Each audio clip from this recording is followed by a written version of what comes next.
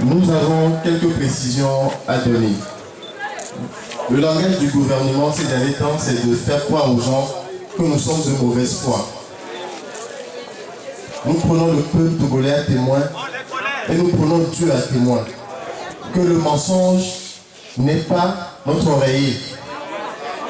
Le mensonge n'est pas notre oreiller ni notre matelas. Ceux qui dorment dans le mensonge se connaissent. Par rapport au point 1 de la plateforme, doublement de la valeur indiciaire, jusqu'au jour d'aujourd'hui où je vous parle, le gouvernement n'a fait aucune proposition. Je veux que vous m'entendiez très bien. S'ils en ont fait, qu'ils nous disent. 2. Par rapport à la grille, ils ont dit qu'on doit joindre et le point 1 et le point 2 ensemble pour discuter. Jusqu'au jour d'aujourd'hui, je vous parle, ils n'ont fait aucune proposition. S'ils en ont fait, qu'ils nous disent. 3. Par rapport aux allocations familiales que nous voulons amener à 10 000. Jusqu'au jour d'aujourd'hui, ils n'ont fait aucune proposition. S'ils en ont fait, qu'ils nous disent. Au point 4. Par rapport à la prime de transport, ils n'ont fait aucune proposition. S'ils en ont fait, jusqu'au jour d'aujourd'hui, qu'ils nous disent. Par rapport au point 5, restauration de la date de départ à la retraite, ils n'ont fait aucune proposition. S'ils en ont fait, qu'ils nous disent. Par rapport au point 6, je vais appeler le point de l'harmonisation de l'âge de départ à la retraite. On s'est tous convenus sur les 60 ans. Et on a décidé de voir dans quelle manière, dans quelle mesure on pourrait appliquer cela pour que les travaux pénibles, les métiers pénibles n'aient pas à subir le coût des 60 ans. C'est encore à négocier. Par rapport aux arriérés d'allocation familiale à payer aux agents permanents, nous avons dit ici qu'ils ont accepté de payer 3 mois. On a dit. Et qu'ils vont payer 3 autres mois d'ici la fin de l'année 2013.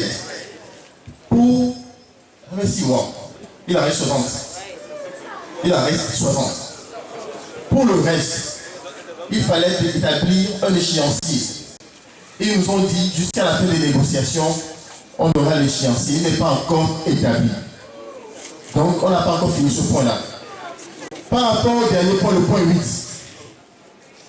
je peux vous dire qu'on n'a pas voulu se tirer dessus, parce qu'on les connaît.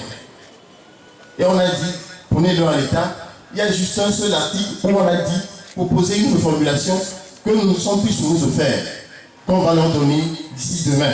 Puisqu'on va se retrouver demain, on leur donnera cela.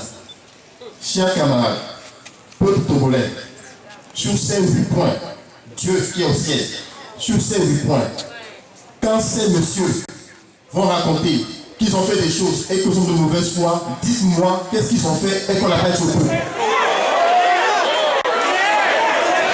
Je vais continuer en disant ceci.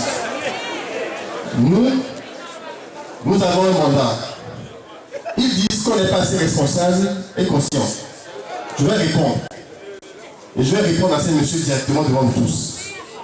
Pourquoi est-ce qu'ils n'étaient pas capables de faire la négociation hier lundi? Pourquoi n'étaient-ils pas capables, ministre de la République togolaise, totalement imprégnés de leurs fonctions, pourquoi n'étaient-ils pas capables de commencer une négociation hier et de la finir hier pour pouvoir sauver la situation? Parce que monsieur le président, monsieur le ministre Ayassor était en voyage. Et on les attend pour le faire.